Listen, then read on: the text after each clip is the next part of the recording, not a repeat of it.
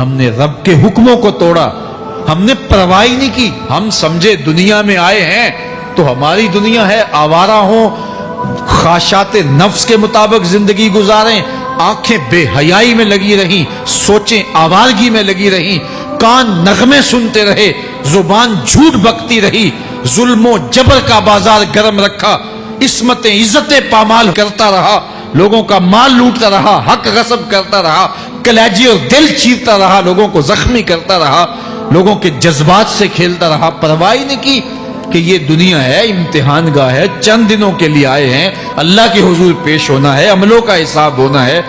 اب جب وہ دیکھیں گے کہ ہمارے ساتھ کیا ہونے والا ہے تو ان کے چہرے پہلے بگڑ جائیں گے۔ کیوں؟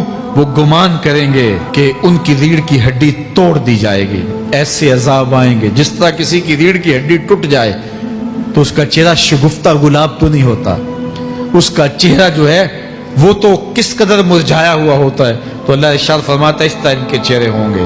ابھی عذاب آیا نہیں ہے لیکن چہرے پہلے اترے ہوئے ہوں گے، اور جب عذاب کی بھٹی میں ڈالے جائیں گے، اللہ اکبر، اور وہ سخت عذاب، حضور نے جبریل امین سے پوچھا مجھے جہنم کے عذابوں کا ذکر سناؤ۔ عرض کی حضور سب سے ہلکے عذاب کی کہانی سناتا ہوں، اور وہ یہ کہ جہنمی کے پاؤں میں آگ کا جوتا رکھا جائے گا، باقی پورا بدن اس کا سلامت ہوگا۔ یہ سب سے ہلکے عذاب کی کیفیت ہے۔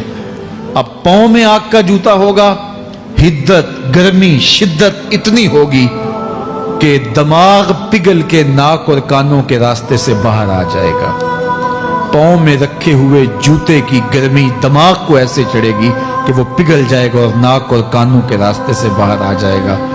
تو اللہ کے عذاب کے خوف سے چہرے بگڑ جائیں گے، حالت سلامت نہیں رہے گی۔ یہ بات ذہن میں رکھیں کہ اللہ جس کو جہنم میں ڈالے گا اس کو اس صورت میں نہیں ڈالے گا، یہ محمدی صورت ہے، یہ شکل اس کی چھین لی جائے گی اور اس کی شکل بڑی کر دی جائے گی۔ اس کا ایک ایک دانت احد پہاڑ جتنا ہوگا۔ احد پہاڑ کا پھیلاؤ 15 کلومیٹر پہ ہے، 15 کلومیٹر کا ایک دانت، اور 32 دانت کتنے ہوں گے تو منہ کتنا بڑا ہوگا۔ اس کو اتنا بڑا اس لیے کیا جائے گا تاکہ وہ عذاب کی تکلیف زیادہ سہے۔ 70 گز موٹی کھال ہوگی، اور کھال جل جائے گی تو اللہ قرآن میں فرماتا ہے ہم نئی کھال دے دیں گے تاکہ عذاب کی تکلیف اس کو گوارا کرنی پڑے۔ پھر چیخے گا، چلائے گا، ہائے مجھے پانی دو، پانی دو، پیاس کی شدت ہے۔ 70 سال تک تو اس کی کوئی آواز ہی نہیں سنے گا۔ 70 سال کے بعد داروغہ جہنم چیخ کر کہے گا کیا مانگتا ہے؟ وہ بولے گا مجھے پانی چاہیے۔ کہا جائے گا تو بے بھی ملتا ہے پانی۔ پھر داروغہ جہنم اسے پانی دے گا، کوکا کولا کی بوتل دے گا یا پیپسی تھما دے گا یا منرل واٹر کی بوتل دے گا؟ نہیں، قرآن بتاتا ہے اسے مائے حمیم دیا جائے گا، کھولتا ہوا پانی، اور وہ اتنا گرم ہوگا جب پینے کے لیے چہرے کے قریب کرے گا اس سے اٹھتی ہوئی بھاپ کی وجہ سے چہرے کی کھال ادھڑ کے اس کے اندر گر پڑے گی، لیکن اس کے باوجود اس کو پینا پڑے گا۔ اللہ فرماتا ہے یہ دنیا ہی سب کچھ نہیں ہے، سمجھ لیا یہی سب کچھ ہے، آخرت کو بھول گئے، صبح اٹھے کام پہ چلے گئے، شام آئے آوارگی میں چلے گئے، صدائیں آتی رہی حی علی الصلاۃ حی علی الفلاح، کوئی پرواہ نہیں کی، نہ پیشانیوں نے سجدے کیے، نہ سوچوں میں پاکیزگی آئی، زندگی یوں گزار کے چلے گئے۔ ایسے نہیں، کہا ایک وہ ہوں گے جن کے چہرے شگفتہ گلاب ہوں گے، ایک وہ ہوں گے جن کے چہرے بگڑے ہوئے ہوں گے۔ اللہ اکبر، کلا اذا بلغت التراقی، یہ تو قیامت کا منظر ہے نا، قیامت سے قبل بھی ایک منظر ہے، اللہ اس منظر کو بھی بیان کر رہا ہے، کلا اذا بلغت التراقی، ہاں جب جان گلے کو پہنچ جائے گی۔ اے انسان تیرے اوپر وہ گھڑی بھی آنے والی ہے، وہ وقت بھی آنے والا ہے جب سانس اس ہنسلی میں اٹک جائے گا، جب سینے سے بھی سانس اوپر چلی گئی، اب ڈاکٹر بھی لا علاج قرار دے رہے ہیں کہ اب علاج نہیں رہا ہے، جان بس اب نکلنا چاہ رہی ہے، اور کہا جائے گا کوئی جھاڑ پھونک والا بلاؤ۔ اب ڈاکٹروں نے تو جواب دے دیا، اب سانس اٹک گئی گلے میں، چند لمحوں کی مہمان ہے۔ اب ڈاکٹروں نے کہا اب ہماری جانب سے لا علاج ہو گیا، اب لے جاؤ اس کو گھر، یا وینٹیلیٹر پہ ڈال دیتے ہیں اس کو، بس اب ہماری جانب سے کوئی اس کا علاج نہیں ہے. اب گھر والے روتے ہیں, کہتے ہیں کوئی جھاڑ پھونک والا لاؤ, کوئی دم والا لاؤ, شاید وہ کوئی دم کرے تو اس کی جان میں جان آ جائے. ڈاکٹروں نے تو لا علاج قرار دے دیا. وَظَنَّ عَنَّهُ الْفِرَاقُ. اللہ فرماتا ہے یہ تو جھاڑ پھونک والے کو ڈھونڈ رہے ہیں, لیکن جس کی سانس یہاں اٹکی ہے وہ سمجھ گیا ہے اب موت آ گئی ہے. اس کو یقین ہو گیا ہے کہ اب موت کے لمحے آ گئے ہیں, اب میں بچ نہیں پاؤں گا. اب آنکھیں تاڑے لگی ہوئی ہیں. وَالْتَفَّتِ السَّاقُ بِالسَّاقِ. پنڈلی پہ پنڈلی چڑھ رہی ہے. جب موت آ جاتی ہے تو پھر پنڈلی سے پنڈلی لپٹ جاتی ہے, اس کو پھر جدا کرتے ہیں اور جدا کر کے دونوں انگوٹھے باندھ دیتے ہیں تاکہ پنڈلی کے اوپر پنڈلی نہ چڑھے. اللہ وہ منظر بیان کرتا ہے, صاحب یہ وقت آنے والا ہے جب دونوں انگوٹھے باندھ دیے جائیں گے, جب ناک میں روئی ٹھونس دی جائے گی, جب چٹے لباس میں کفن دیا جائے گا, جب غسال کے سامنے بے بس پڑے ہوں گے, وہ چاہے یہ بازو اٹھائے چاہے یہ بازو اٹھائے, گرم پانی ڈالے یا سرد پانی ڈالے, جب بس پڑے ہوئے ہوں گے جو ہے وہ غسل دینے والوں کے, اور ناک میں روئی ہوگی اور دونوں انگوٹھے آپس میں بندھے ہوں گے.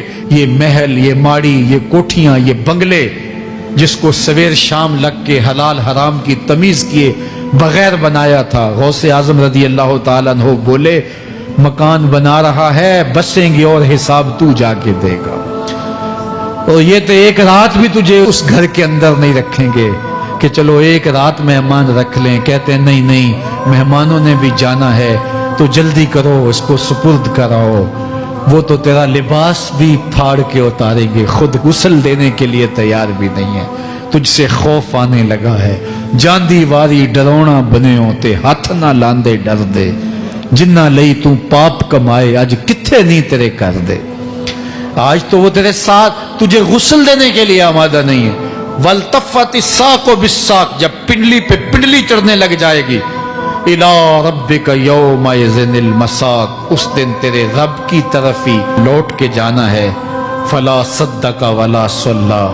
اس نے نہ تو سچ مانا اور نہ نماز پڑھی. وَلَٰكِنْ كَذَّبَ وَتَوَلَّىٰ. ہاں جھٹلایا اور منہ پھیر کے چل پڑا. ثُمَّ ذَهَبَ إِلَىٰ أَهْلِهِ يَتَمَطَّىٰ. پھر اپنے گھر کو اکڑتا ہوا چلا. اولا لک فاولا ثم اولا لک فاولا. تیری خرابی آ پہنچی, ہاں تیری خرابی آ پہنچی. ایحسب الانسان ان یترک سدی. انسان دنیا میں یہ گمان کرتا ہے اس کو سدا چھوڑ دیا جائے گا. سدا عربی میں ایسے اونٹ کو کہتے ہیں جس کی مہار کسی کے ہاتھ میں نہ ہو. شترے بے مہار, جہاں مرضی جس گھاٹ سے چاہے پانی پیے, جہاں سے مرضی چارہ لے, تو شترے بے مہار کو کہتے ہیں سدا. تو یہ انسان بھی گمان کرتا ہے کہ میں بھی سدا ہوں, مجھے کوئی کیوں پوچھے, میرے جذبات پہ کوئی کیوں قدغن لگائے, مجھے کیوں روکے کوئی. بالخصوص جوانی کے ایام کے اندر جوان کو بڑا ہوتا ہے کہ کوئی مجھے کیوں, وہ تو ماں باپ کے کہنے میں بھی نہیں آنا چاہتا. وہ کہتا ہے کیوں مجھے روکتے ہیں, میری جوانی ہے, میرے جذبات ہیں, مجھے آزادی سے جینے دو, کیوں میرے راستے میں رکاوٹ بنتے ہو, میں سدا ہوں. اللہ فرماتا ہے نہیں, ایک اونٹ تو سدا ہو سکتا ہے جس کو میں نے اشرف المخلوقات بنایا ہے, اس کو تو سدا نہیں چھوڑوں گا, اس کو تو پابند بناؤں گا حکام کا. اب وہ کہتا ہے کہ نہیں نہیں, یہ کیسے دوبارہ اٹھائے جائیں گے. اب دوبارہ وہی بات پھر آ گئی. الم یک نطفۃ من منی یمنا. اللہ فرماتا ہے ایک بوند تھی نا, پانی کا ایک قطرہ تھا جو رحم مادر میں رکھا گیا. ثم کان علقہ, پھر وہ پانی کا قطرہ لوتھڑا بنا. فخلق فسوی, پھر اللہ نے اسے پیدا فرمایا اور پھر ٹھیک ہموار کیا. فجعل منہ الزوجین الذکر والانثی, پھر اس سے وہ جوڑ بنائے, کوئی مرد بنایا کوئی عورت بنائی.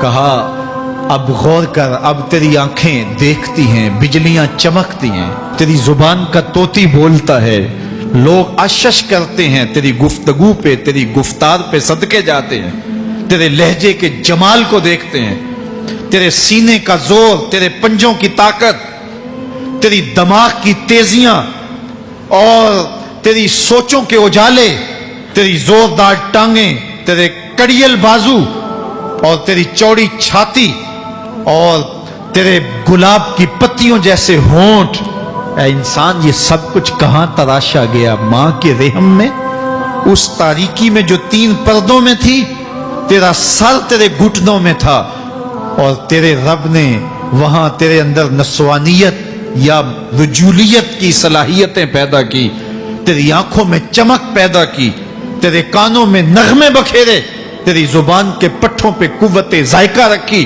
تجھے بولنے کی صلاحیت دی، تیرے پنجوں میں زور رکھا۔